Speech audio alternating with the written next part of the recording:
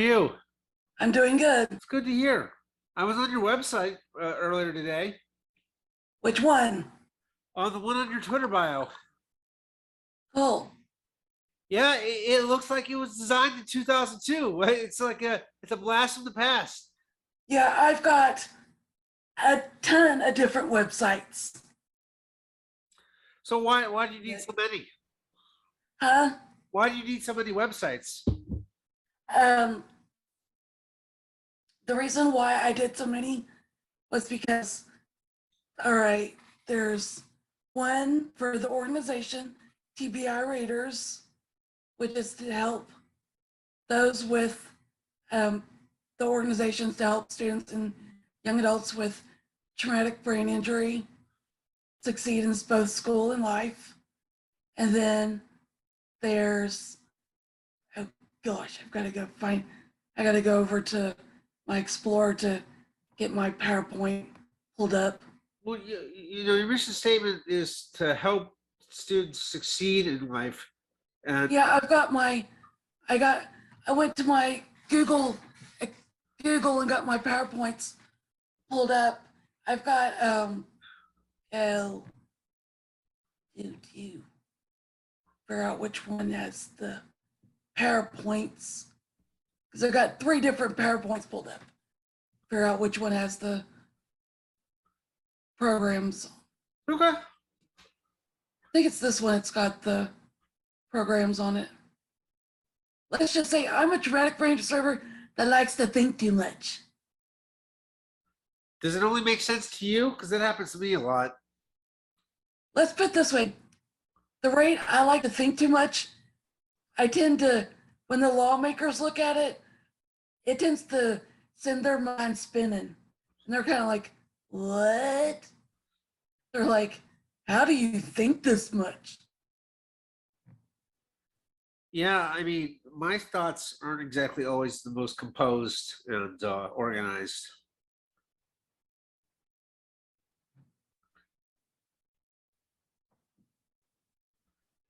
So, how did you come up with the name TBI Raiders? Like, where did the Raiders come from? Okay, TBIs for traumatic brain injury. And then Raiders is from my alma mater, Rose State, because I have an associate's degree from Rose State College. Okay, that works. Majored in health, physical education, and recreation. Okay, yeah, I mean, my high school mascot was the Raiders, so I was just curious if you picked it up from something local. No, it's from a college. Okay. Now, is this what you do full time? No, it's a volunteer, and it's been a volunteer since 2002 when I created it, and I started working on developing the volunteer program when I was working with learning about politics with the governor at the time, who was Brad Henry, and he was really wonderful about helping me understand the political system, and as well as the congressional and state leaders. And some of the congressional leaders are still in office now, and some of the state leaders have gone to Congress. So How and where do you get your volunteers from? actually, the volunteers, it's primarily just me. I've had some volunteers on Volunteer Match over time, but primarily it's just been me that's built up the website. And then there's been times I've had volunteers help me, like students on activities and everything, but primarily it's been just me. So, is this essentially almost like a full time job that you're not getting paid for then? Yep. What do you do in your regular? Well, I guess first part is how do you get it? Where do you get the money or any funding for this? The websites are free Okay. to create TBI Raiders into a nonprofit. And what I'm doing to get hopefully to be in a paying job. I've been substituting.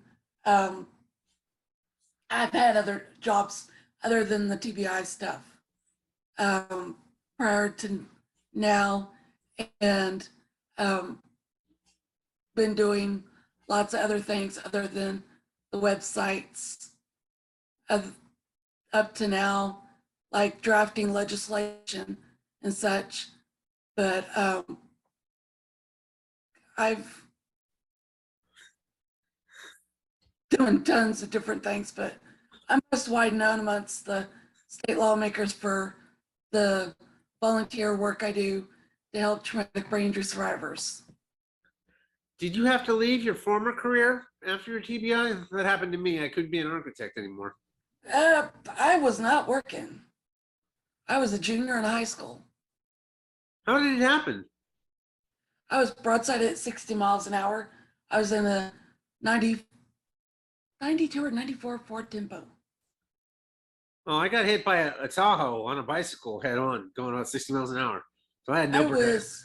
I was hit by a truck pulling a trailer full of wood at 60 miles an hour. No, that's it. Driver's door was slammed halfway in the middle of the driver's wheel. Broke the bottom lifter ribs and slammed my brain against both sides of the skull. And doctors were positive that I was going to be dead or a vegetable. Yeah, I mean, those are pretty likely outcomes. So you're very lucky that they didn't happen. Yep. So, how when you want to help students recover and grow and everything, what are the ways that you do that with TBI Raiders? Well,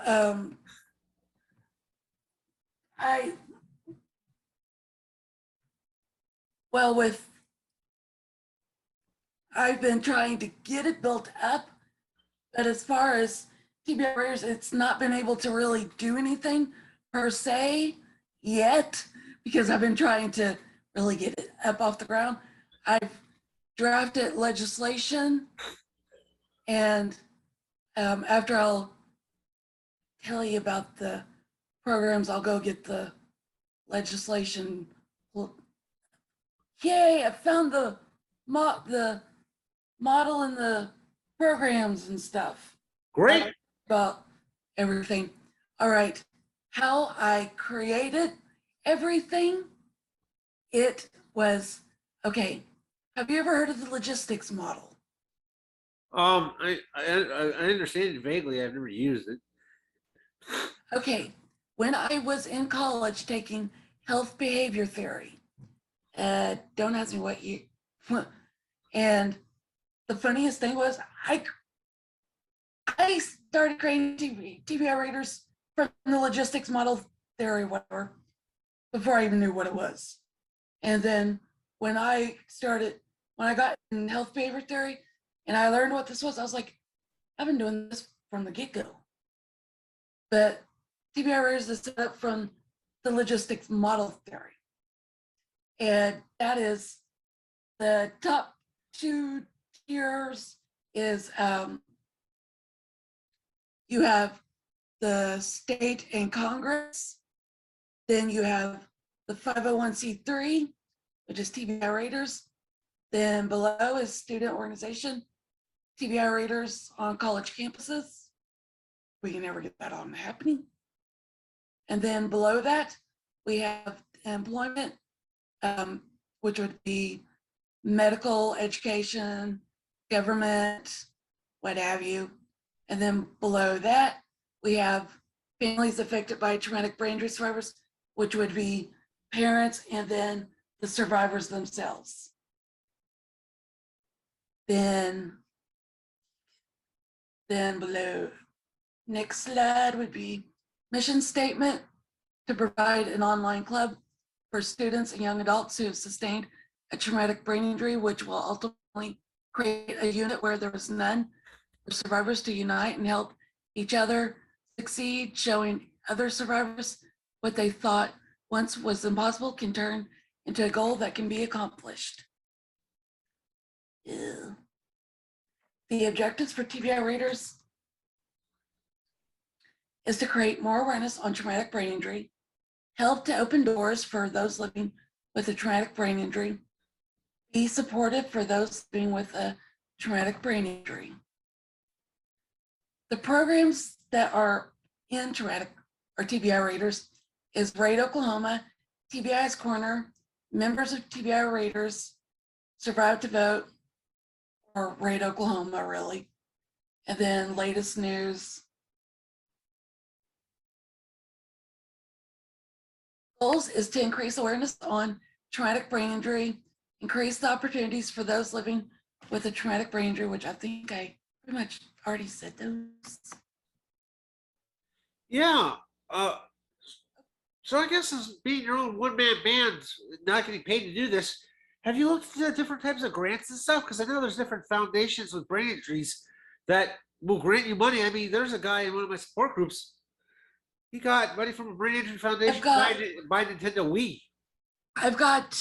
Yes, I've looked at grants, but I also need to create a board. I need to create a board first and get a board created first before I get way into that money stuff. Okay. When do you plan on doing that? Yeah, who are you looking at to be part of your board? Okay. Who I want to be on the board, I would like to be some survivors, some parents, of course.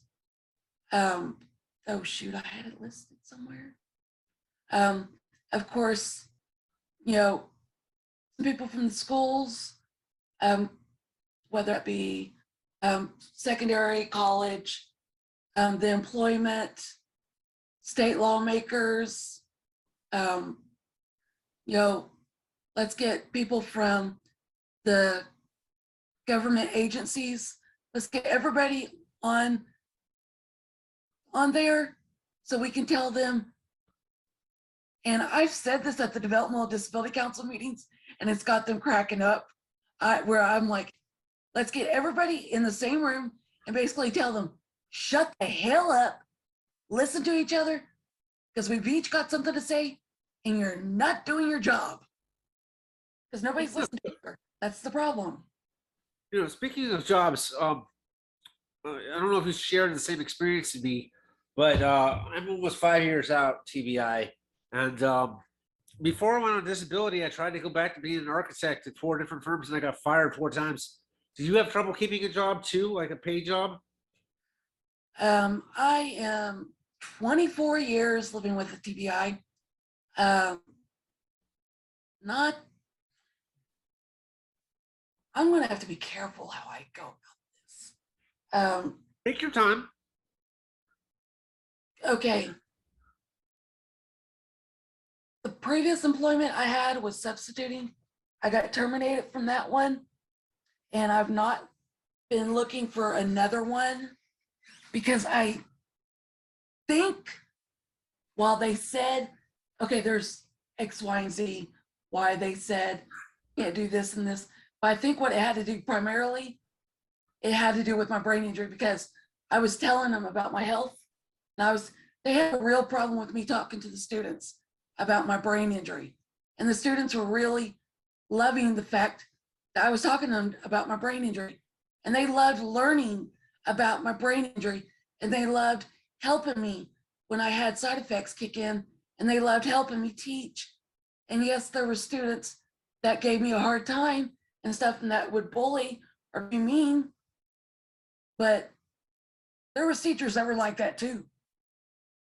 Okay, so you feel like you faced a little bit of discrimination, which I won't lie to you. I mean, that's not all that uncommon for us and other, you know, different, what's the word I'm looking for? I dealt with meanies before my accident, so this is nothing new. I'm like, yeah, whatever. And I've talked to the students, and they had a real problem with the fact I was giving kids my social media. I talked to one of the kids, if it was last night or the night before, and she said that the kids were finding me on social media way before I was even given it that wasn't me giving it to them. They were finding it from other students, my social media accounts and everything. And that stuff, I mean, yes, they heard me give it to, they heard me talking to students, you know, say, oh yeah, follow me or something. That effect, you know, just say, tag me and I'll do this, whatever. But I mean, it was nothing bad. I mean, get over it. Yeah, I can understand that. Honestly, it's really not that hard these days to find anybody on social media. If you know how to type, one of the sentences to Google, it's really not that hard. So I don't know why that would be that big of a As concern. I've talked to the students over the years, I've told them that I volunteered at City Hall where I used to live, and I'm still friends with the cops where I used to live. And so I understand why there's policies in place. And I talk to the students, there's rules and everything that I understand, that I tried to talk to the students that there's policies, there's reasons why schools have rules, and as to why I can't do certain things. I was like, but now that I'm not substituting, I can talk about my brain injury. I can do my comics. I can do all sorts of things I couldn't do as a sub. So That's actually, liberty now. there's a slight degree of irony of that if you've ever heard the phrase, you can't fight City Hall. So that was the first thing that came to mind when you just said that. Well, here's the thing. My dad used to be mayor of the town I used to live in, and my dad taught me about politics and how things worked. So I was really appreciative of that. Anytime I ever have questions, that'll, you know, help me understand, you know, the X, Y, and Z. No, that's very helpful. So why were you, No butt heads. so when you were teaching, why were you only a substitute? Is there a reason why you didn't try to be a full-time teacher? Were you, It had to do with my health. okay. And trust me, the students every year kept going, Miss Allie, we want you to be a teacher. And I was like, my health. I'll be back on my deathbed if I tried. But I was able to get to the point I could be a full-time sub. But there was times that I had close calls. Yeah, I can understand that completely. I mean, as a teacher and being a sub, it's inherently part of the job description that you're temporary. But what do you have any long-term or short-term goals in a job where you're essentially very, nothing's really static and you can build towards a long-term? What do you see for the future there? Well, I'm wanting to get my third, I've written 2 comic books. I want to finish my third one and get it, as soon as I finish getting it. I've got a publisher in Pennsylvania and I want to get it published. And I've got to raise money and everything, but I've got to also get a lawyer to look over the contract and everything to make sure it's right and stuff. And because I've got to raise money to get it published, and there's some things I want to do. And so once I've got money and earn money from the comic books and stuff, then I want to put that in place for the nonprofit organization, TBI Raiders, to help traumatic brain injury survivors here in Oklahoma. So Do you do all your own illustrations on your comic books? the illustrations I don't do. That I want the students I substituted, I want to give to them so they can get a chance to build their job resumes. And when I substituted, they would talk to me about what they wanted to do to create better opportunities here in Stillwater. And they would ask me questions to ask the lawmakers I was friends with. So I would be going to the state capitol to ask the people I was friends with at the capitol.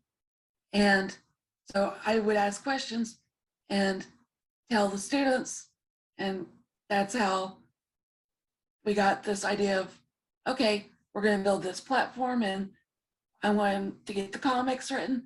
The students are going to kind of be the ones to draw the art. They're going to help me write the comics, get it built on the job resumes, and help where they can be the ones to help get it going to,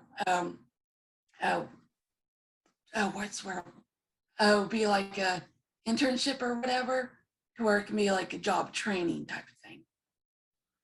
Okay. So you told me a little bit about the comics, the mashups. I don't understand. Like, I understand the DC and Marvel Universe movies, but how do your comic books work? You're like slamming together a whole bunch of things. How does it? How do you keep things All coherent? right, the comic books, the comic books that I'm writing are a mash up of, it has none of the characters, it has no humans, it's animals versus aliens. It is basically, essentially, again, I said none of these characters, is Star Wars meets Men in Black meets Karate Kid with a bit of Mortal Kombat thrown in. It is that kind of theme.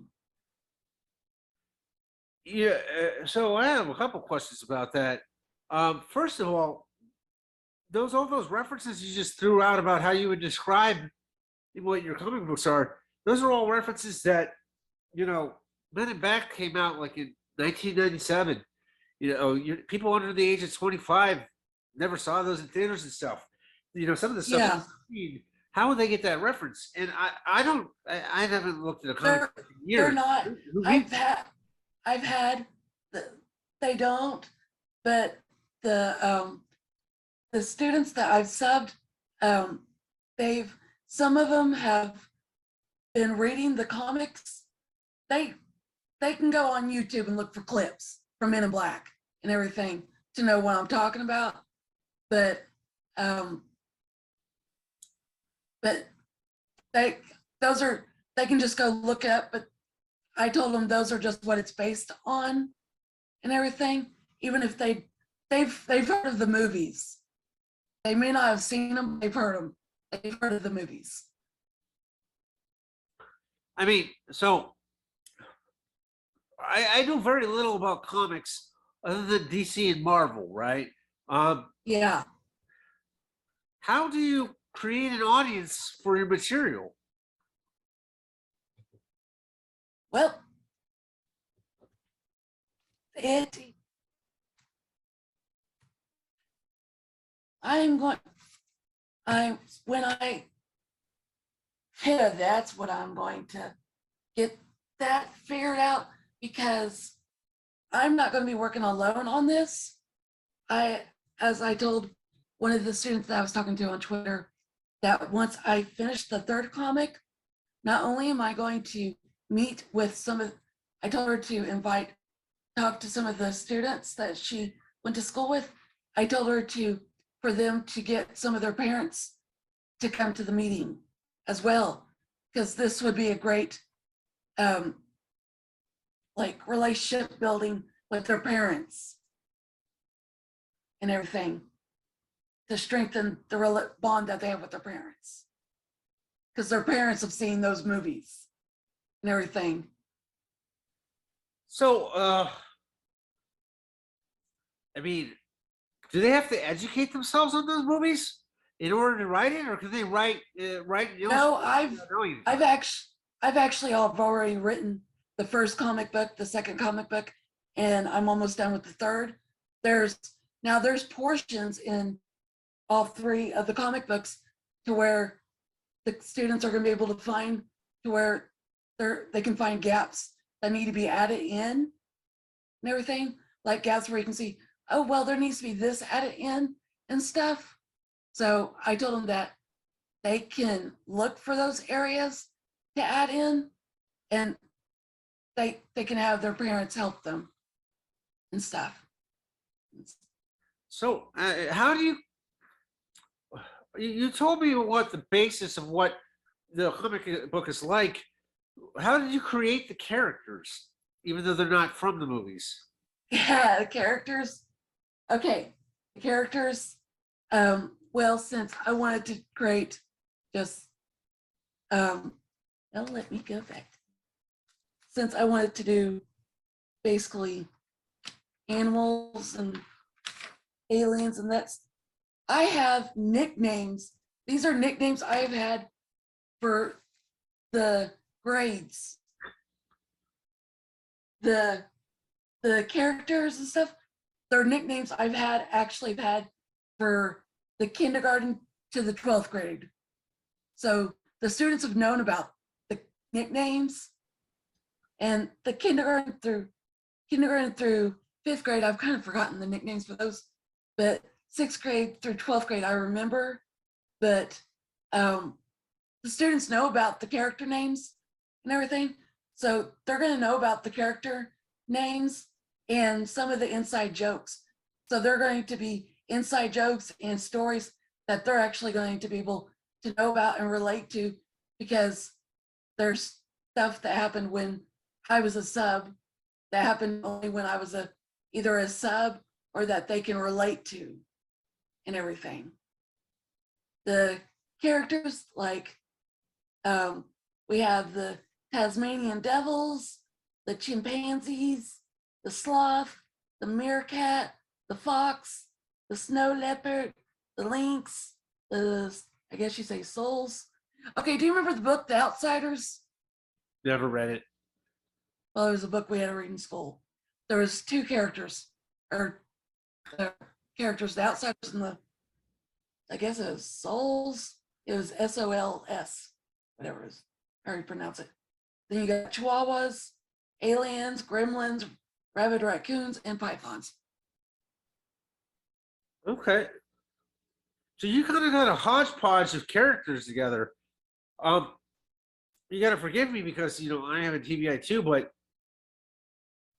I don't know how to make sense of all that. It's a lot to take in. Well, it's kind of like okay, when you have, all right, like with Star Wars. Okay, you remember the movie Star Wars? I do. Okay, all right, now with the movie Star Wars, you had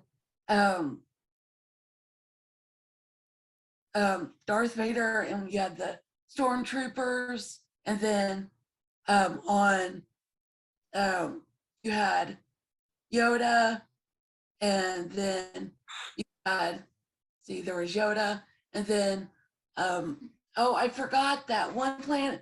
It was that one planet on you've seen remember the movie Empire Strikes Back Is it Dagobah you're thinking of, the swamp one?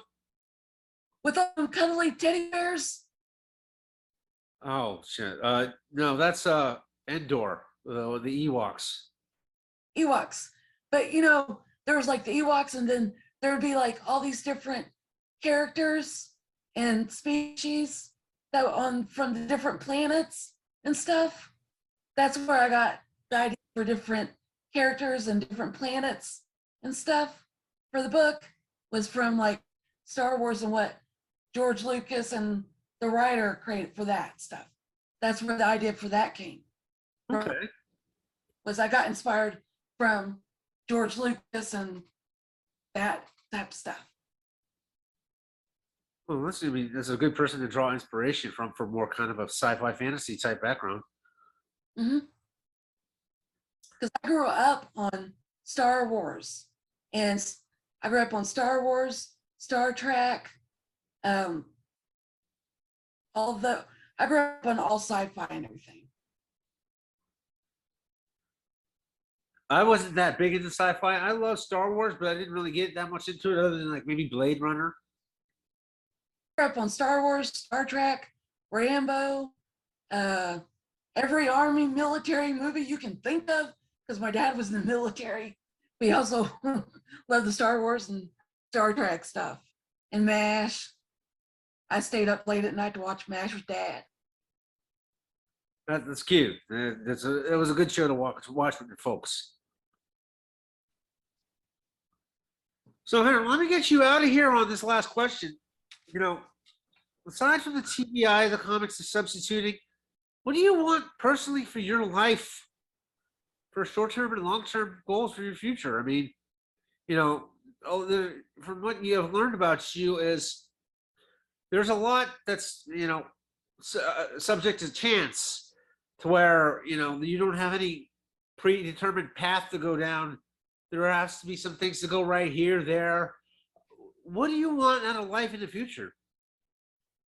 I just want to be able to help others and be able to make sure that everyone has a happy life and be able to represent those with traumatic brain injury, because I got the chance to, literally speaking, I wanted to be a professional ballerina, and I got to live out my dream because prior to my accident, I went to do 15 years of dance. I got to do my 15 years of dance. Even though I didn't get to be a professional ballerina, I got to go to Washington, D.C. at a National Youth Leadership Network conference for youth with disabilities. And they had a talent show. I got to do a ballet dance in DC. So for me, that was doing a professional ballet performance in DC right there. So that was me living out my professional ballet dreams. That wasn't dancing in New York, but that was being a professional ballerina to me. I've gotten to live out all of my dreams that I wanted to do as a little ballerina and everything. So everything I want to do now is help traumatic brain injury survivors. I want to represent traumatic brain injury survivors. I want to help better our communities. Yeah, I'd have to say that, obviously I can't go back to the person I was before my accident, but part of making myself into a new person, I wanted to be more altruistic and help people who are like me and let them know that they're not alone. You're not on an island. There are people out there. That's why I'm so open about my story. So I feel much in the way that you do too. Most definitely. Well, Allie, thanks for joining me today. I appreciate it. I hope you enjoy the rest of your afternoon. You as well. All right. Bye-bye. Bye.